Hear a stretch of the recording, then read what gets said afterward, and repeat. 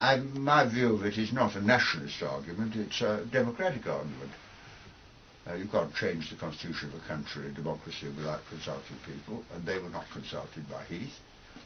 And also the power that has gone from the electors to the commissioners who are not elected.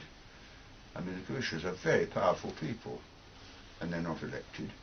I was on the Council of Ministers from 75 to 79, and I was president of the Council of Energy Ministers in 77, and it was the most frightening experience I've ever had in my life, because you sat there with the other ministers, you made laws, it was held in secret, unlike Parliament where you make laws in public. They're made in private by the ministers. Ministers are not allowed to put in documents, only the Commission can put in a document. It's like being a minister where you could only say yes or no to your civil servants. And it applied throughout the whole of Europe, overriding domestic legislation. And my concern has been about that. And now we have a new constitutional treaty which transfers more powers to Europe. And we are not going to be allowed even to say whether we approve it. And what is wrong about that is very straightforward. In a democracy, the sovereignty belongs to the people, not to Parliament. And if Parliament does transfer powers away, it is stealing rights that don't belong to it, because an MP is lent the powers of the public for 5 years, and then you have to hand it back in the next election. But if in the 5 years you give it away to somebody else, then in the next election you can't repeal the laws they've made. And it is a theft of public rights.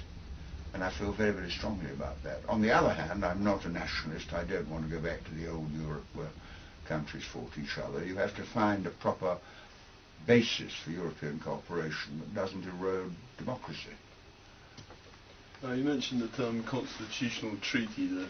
Yes. But many of the government members, such as Miliband and Gordon Brown, are saying that this is not a constitutional treaty, this is just a reform treaty, and that it doesn't actually comprise anything to do with the Well, it's absolutely untrue. I mean, they said that about the treaty before. I mean, there's a 3-line whip issued by Blair against a referendum on the original treaty. Right. And then Murdoch said to him, if you don't support a referendum, we're not going to back you in the election. So then there was to be a referendum. Then in the last election, we pledged a referendum. Now they say it isn't really a constitutional treaty, just an amendment. It isn't. I mean, huge powers are being transferred.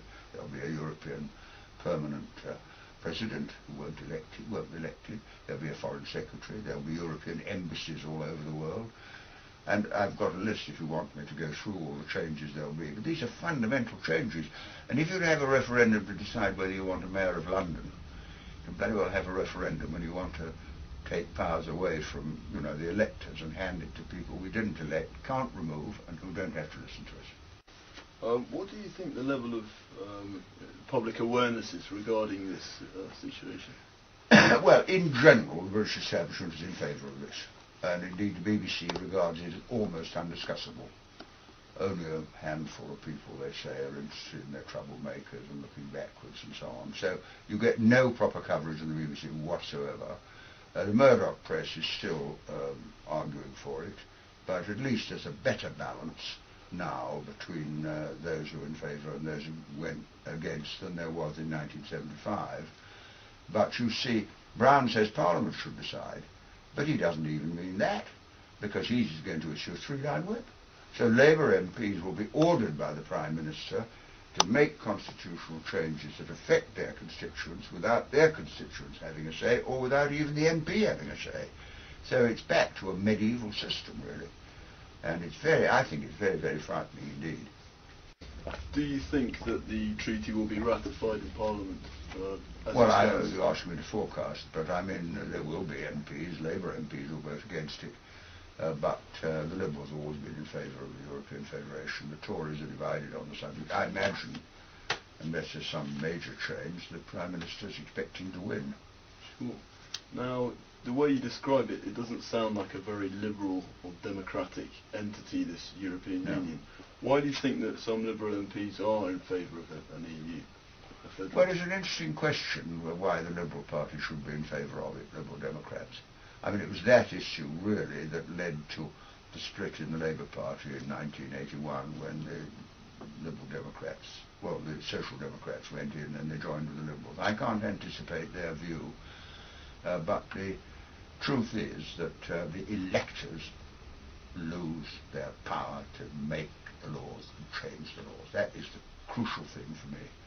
I did publish a new constitution for Europe called the Commonwealth of Europe Bill, which I introduced, which would have got rid of the Commission, and you would have had a constitution for cooperation, but it would have to be with the consent of the nation states. And funnily enough, you see, although it's said that this will lead to a reduction of nationalism, it's actually more likely to lead to an explosion of nationalism, because when we discover we can't in Britain change the laws of Britain, then people will turn against the French and the Germans, when the problem isn't the French and the Germans, because they've lost the power too. The problem is the constitution.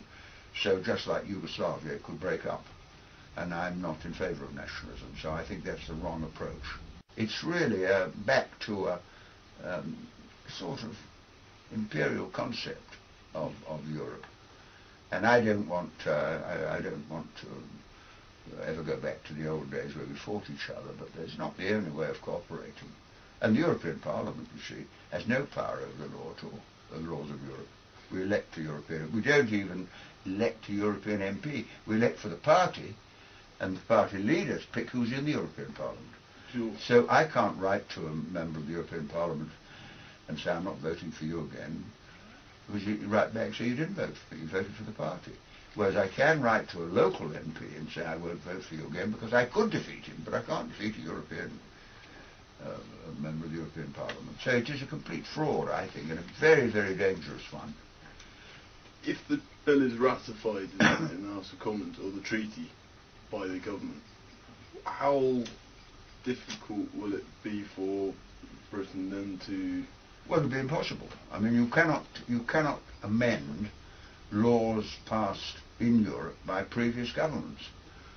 I know when I was first elected to Parliament in 1950, my dad, who had been MP, said to me, Parliament does three things: controls the purse, that's the budget, controls the sword, that's the army, and it cannot bind its successors. Any government could repeal any laws passed by a previous government, but that's not true in Europe, because if any government enters into an agreement in the Council of Ministers to introduce a European law, it's not open to another government later to repeal it. What can be done now then? Well, I think the campaign for a referendum has got to build up, and I think it will build up before the debate in Parliament, and MPs will be put under a certain amount of pressure, because, I mean, there will be some people might say, I'll write to the MP and say, if you vote for this, I'm never voting for you again, because you have some control over MPs, and it may be that will be a factor. Sure. But my fear is, as I say, the whole thing is going to go wrong in a really dangerous way if we persist with moving powers, and then we become just a local authority. You know, Prime Minister will be mayor of the Greater British Authority, the GBA, if you know what I mean. Is that like Ken Livingstone is the mayor of the Greater London Authority. Right, yeah. And the true power, legislative power, will be in the Commission. Well, in the Council of Ministers, the Commission don't actually have power, but they run it. Right. But I mean, if you imagine, just for a moment, imagine Britain being run like Europe. You'd have a commissioner, a Scottish commissioner, a Welsh commissioner, an Irish commissioner, perhaps two London commissioners, and then people would be elected, the different prime ministers from the different parts, and they would meet in secret and make the laws.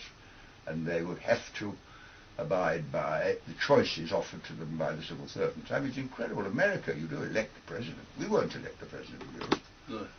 We weren't be able to control the European foreign policy. And gradually they're trying to suck you into a federation. And the people who favour of it have never had the guts to say what it's really about. They've told us just a little adjustment, it's just a trading agreement or a little bit of cooperation. But actually it is a fundamental change, as important as the Roman Empire was. But it's come in by the back door without people altogether realising what it's about. To find out more about who we are and what we stand for, go to the UK Independence Party website at www.ukip.org.